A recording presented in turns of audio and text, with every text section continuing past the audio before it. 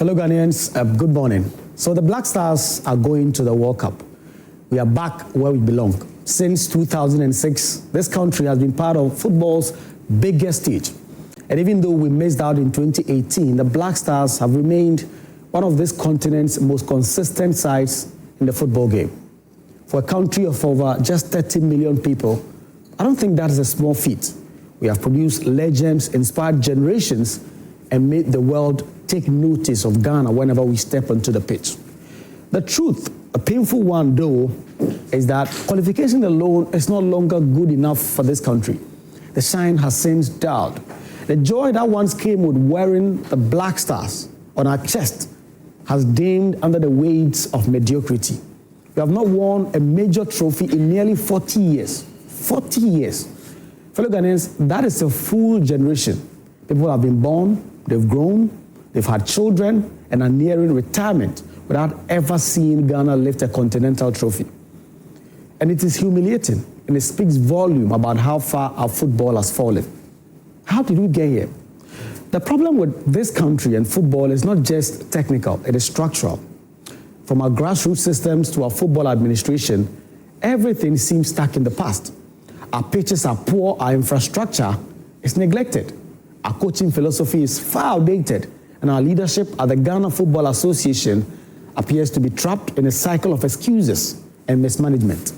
Every few months, we fire a coach, we hire another, as if just changing the man on the touchline will magically fix the rot in the system. The truth is the rot runs deep. We treat football as a side hustle, not a national project, yet we expect world-class results. When we fail, we blame players, we blame coaches, but when they succeed, politicians then rush to take credit. How can you build anything lasting when your football is run like some campaign season, where every win is a PR opportunity and every failure is blamed on someone else? See, whether or not Otto Addo should continue as head coach is up for debate. He may have potential, but we cannot continue to recycle coaches without giving them the right tools, the infrastructure, the long-term vision to succeed. Otto Addo, or whoever leads us to the United States, Canada, and Mexico in 2026, must have a clear, well-supported plan. We can't afford to go there just to make up the numbers. This is the World Cup, a stage where nations define themselves. In 2006, we went to Germany as debutants and shocked the world. In 2010, we were one kick away from the semi-final, and the entire continent, in fact, the entire world, stood with us. That was the Ghana we knew, the Ghana of heart, skill, and pride. But now we become a team that goes to tournaments to complete the fixtures. No spark, no soul, no fight. And it's not just the players. The entire football establishment must look itself in the mirror. The GFA must begin to operate as a professional institution, not a political fiefdom. The Ministry of Youth and Sports, it must stop treating the national team as some cash cow for cronies and start investing in real football development. We cannot keep spending millions of dollars on tournament, on per diems, bonuses, while our local league crumble. Our football must be reimagined from the ground up, starting with the local game.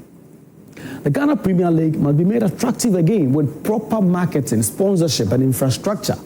Clubs must be developed and we must encourage them to develop academies and feed talent into the national setup.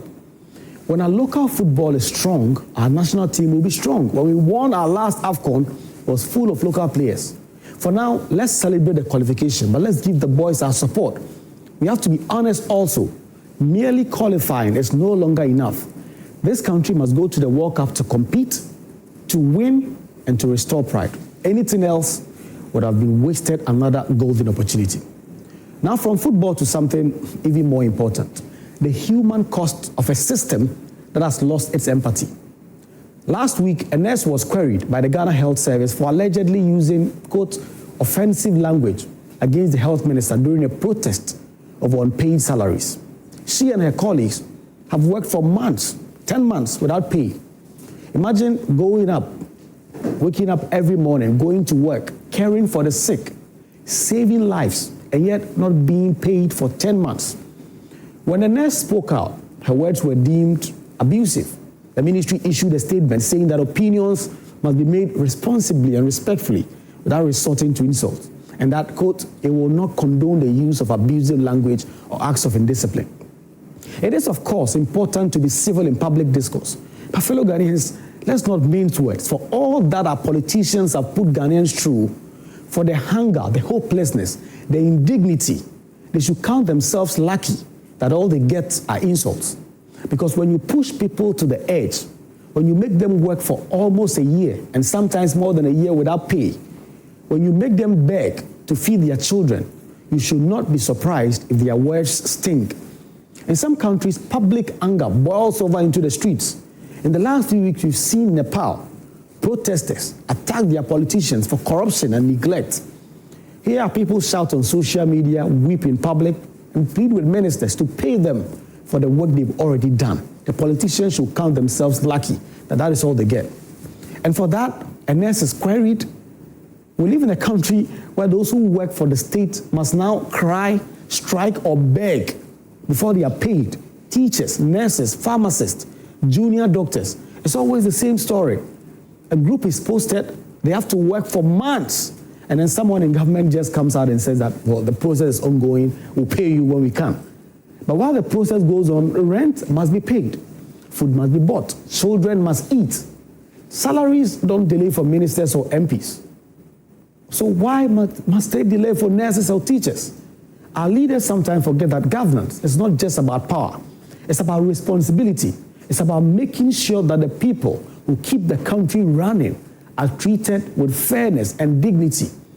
When a nurse or teacher or a doctor lashes out in frustration, the question should not be why they are angry. It should be why the system pushed them there in the first place.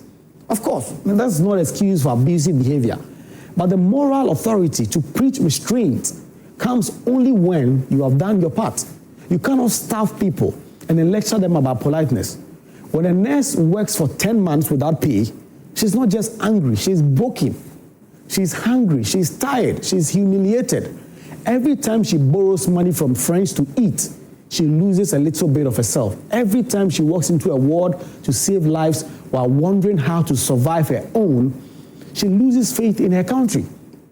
And yet it is these same people, our nurses, doctors, teachers, and civil servants who keep this country running, who keep this country alive. They are the ones holding the system together while politicians live large. The Minister of Health, to his credit, later intervened and asked for clemency for the nurse. That is commendable. But clemency should not be the point. Justice should be. No worker in this country should ever have to protest, insult, or cry before they are paid. Simple. It is not a favor you are doing them. It is their right. We have reached a point where public anger simmers beneath the surface, and unless something changes, it will boil over. Governments come and go, but the pathing remain. Politicians are paid on time. Then other workers have to wait endlessly. It is cruel, it is unsustainable, and it is wrong. So fellow Ghanaians, as we celebrate our return to the World Cup, let us also remember the people who keep this country running, even when the system fails them. Because it is one thing to qualify for a tournament, but it's another to qualify as a humane society. The Black Stars have earned their place on the world stage.